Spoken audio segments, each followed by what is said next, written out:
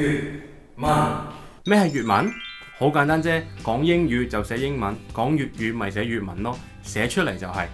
有啲人中意變調講粵文，有啲人講粵文，我就覺得呢啲嘢好隨心嘅啫，最緊要大家明就得啦。點解寫粵文？我諗起之前睇 Language Stories 呢個系列裏邊講福建話嗰集，有提到呢，人離開咗家鄉之後呢，會特別珍惜自己嘅母語。You know, you feel like the importance of the language more when you are not close to it. 咁計埋，如果計埋我當初去交流嗰陣時呢，即係2015年我個 blog 開張嗰年啦，咁其實我都已經出咗埠4年啦，都係時候進入嗰一個心境。咁況且而家香港搞到咁，睇怕翻去嘅機會少之又少啦。我前排用波蘭文寫過一篇文，咁大家可以用 Google Translate 睇啦，就係講寫作點樣可以幫到我去到整理翻自己嘅生活。咁我估寫作彷彿係可以喺網上建立一個 bubble 俾自己，將自己嘅思緒歸納下，抒發出嚟咁啩。再者，學咗咁多門外語，都會潛意識想保護翻自己嘅母語，好似喺腦海裏邊畫翻一個安全地帶出嚟，俾佢唞一啖氣咁啫。咁唔單止係我自己啦，睇怕嚟緊幾年粵語圈向外散開係無可避免嘅事啦。咁我都覺得粵文化圈去到世界各地都要保持某程度上嘅一種內聚力。咁我見到越嚟越多人落力喺度將粵文正式化，變成出版啊、公文啊、文學等等嘅語言，創造緊一個文字上面嘅粵文化圈，令到我都好似想成為呢一個文化圈嘅一份子。我對啲語言啊、音樂啊、旅遊等等各方面嘅少少心得啦、體會啦，用英文喺一個網站寫咗咁多年，都話唔定係時候同自己友分享下啦。雖然我就點睇都唔似一個作家啦，咁都應該唔會有出書呢樣嘢嘅。但係透過網上嘅媒體做個人嘅出版啦，或者透過我哋語言學 podcast 呢一個聲音嘅媒體去傳出去，然之後每個月3萬字，一粒一粒咁樣寫翻落嚟。如果可以為到豐富粵文界嘅底蘊出到啲咁多嘅一分力，咁我都無悔㗎啦。粵文可以寫乜嘢？咁啱啱講到我對語言同音樂嘅體會啦，咁其實我兩邊都唔係好精嘅啫，咁就冇得隨手編一篇粵語聲調史啊或者音樂分析咁嘅文章出嚟嘅。我有嘅就係一啲可能個人啲嘅獨特經驗啦，例如點樣從零開始寫到一套拉得唱得嘅歌劇，去講啲對我哋重要嘅故事啦，又或者點樣用粵語為母語，可能英文為輔助，學到好多唔同嘅外語啦，甚至係一啲偏門啲嘅外語啦。我自問 OK 叻嘅呢，就係我好中意將啲外語裏邊嘅麻煩嘢呢，將佢拆解，變成一啲可以 fit 到我嘅思維嘅某一啲 pattern 啦、規律啦，或者係變成一種感覺啦。所以我逢親見到人對住啲語言嘅教科書滴晒汗咁樣呢，我就好想盡力幫手解下話。咁所以呢一年嚟我都有開始教學生啦，又喺我嘅網站上面寫一啲關於點樣學外語嘅 tips 啦，或者喺呢個頻道上面用廣東話嚟到講，再加埋字幕俾大家明白啦。咁同埋呢一年之內，我都係喺英國揾書讀啦、揾工做啦，咁都算係住落咗。又試過揸架嘟嘟車去搬屋，又試過要周圍避啲死都唔肯戴口罩嘅黐線佬。咁咩 culture shock 啊，生活模式都見識過啦。咁可能一個唔小心又會燉咗篇文或者一條片出嚟咁樣呢。咁其實正如學外語嘅時候，都可以將我哋平常嘅活動透過嗰個語言嚟進行。咁其實我哋都可以好單純地將我哋所有網上網下嘅活動，盡可能地搬入呢一個粵文嘅媒介。咁大家都可能習慣咗寫留言啊、寫 message 啊，會用粵文啦。咁甚至可能未習慣添。咁但係我哋可能仲可以諗下，仲有啲乜嘢係可以再納入呢個粵文使用嘅領域之內嘅呢？咁例如字幕嚟講啦，咁我個 channel 上面嘅廣東話片呢，一貫已經採取咗零華語嘅政策㗎啦。咁我都樂見越嚟越多嘅頻道呢，開始漸漸跟咗風啦，將佢哋嘅母語擺入佢嘅字幕裏邊。咁我哋喺節目裏邊都有講過啦，如果狂舞派呢啲咁嘅大製作都可以夠膽將呢樣嘢實現啦，咁我哋呢啲個人嘅製作又有啲咩難度呢？點樣寫粵文？好多人都對寫粵文有好多唔同嘅見解。咁我自問唔係咩語言學家啦，更加唔係中文系㗎啦。我只係一個寫下 blog、玩下 YouTube 嘅小薯仔。但係姑且講下我自己係點樣寫㗎啦。係咪要揾本字？曾幾何時，我真係有追過嗰啲政治學。好彩我成世人都未試過真心膠咁樣寫嗰個 D 字。之所以咁多人追求所謂本字，我覺得某程度上係因為香港人係會中意追求一種優越感嘅。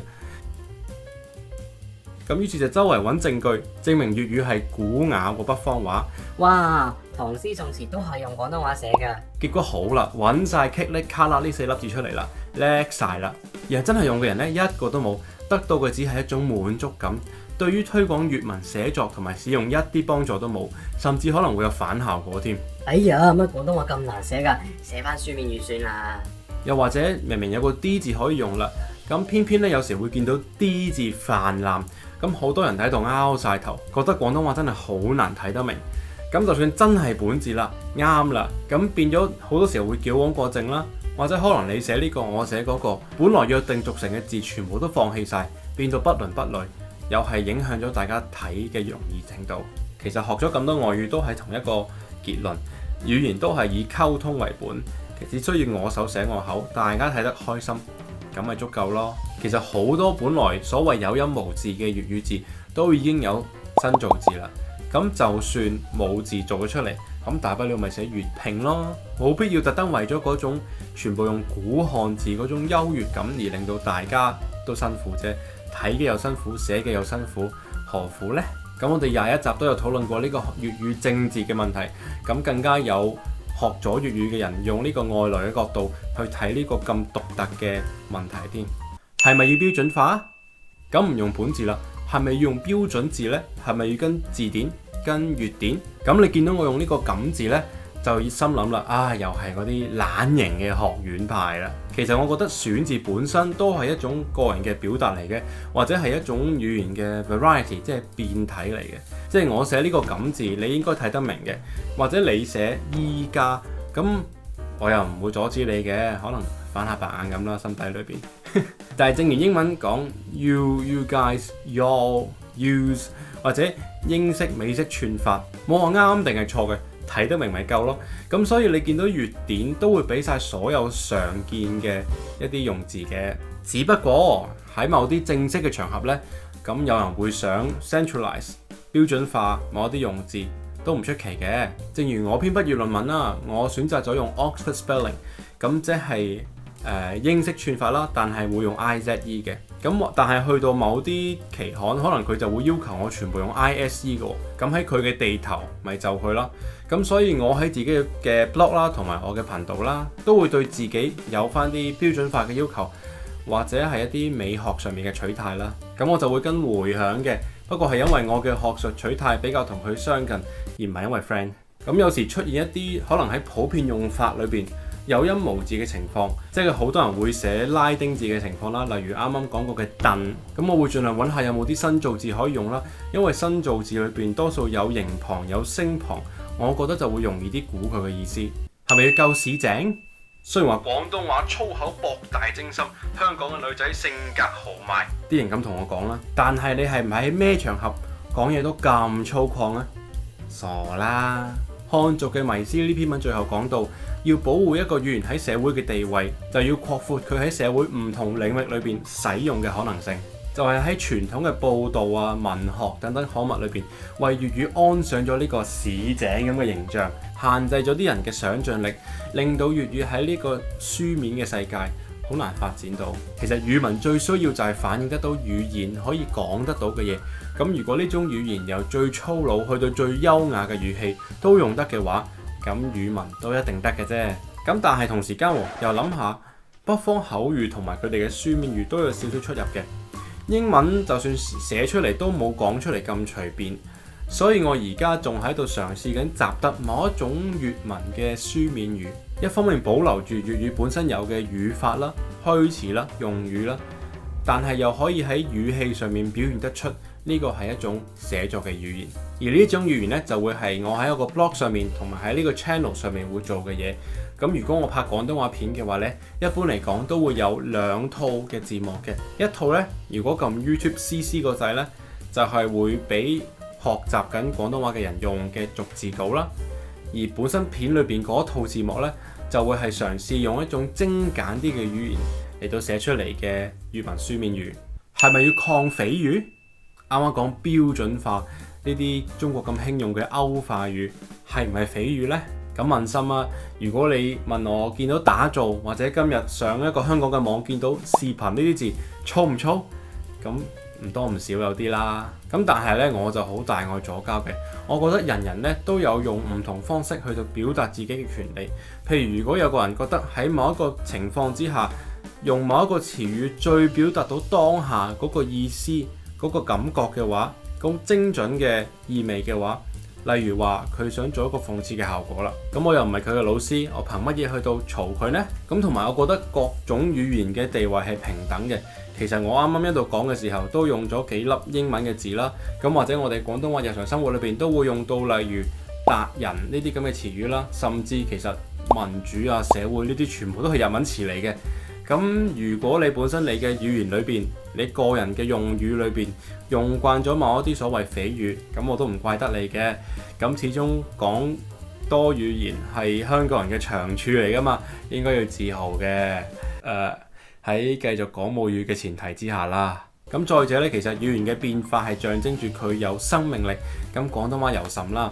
咁我個 blog 上面英文嗰個部分呢，有一個 category 叫做 Bel Canton， 其實咁多年嚟就係一直想喺度講下粵語裏邊有嘅生命力，呢啲咁嘅變化同埋新穎嘅事物。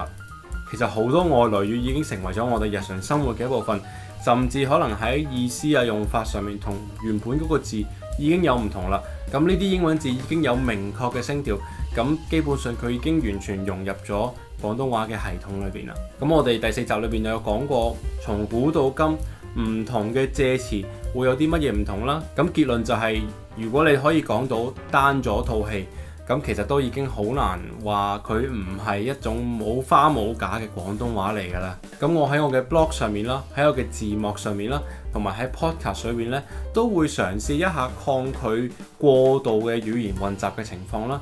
咁嘗試盡量去用翻廣東話本身有嘅詞彙啦。不過如果遇到啱啱講呢啲根深蒂固嘅外來語，咁我都無謂再當佢係外人啦。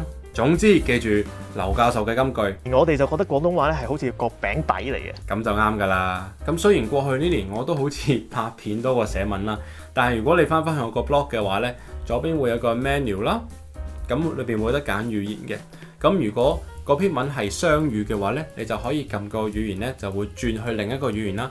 咁如果嗰篇文淨係得一種語言嘅話呢，就會直接帶翻你去首頁嗰度，再睇下有啲乜嘢文章可以睇啦。好啦，今日呢條片同平時有少少唔同，我連自我介紹都冇講到。不過我覺得呢一個係一個好需要宣揚出去嘅諗法啦，所以都好需要盡快拍一條片。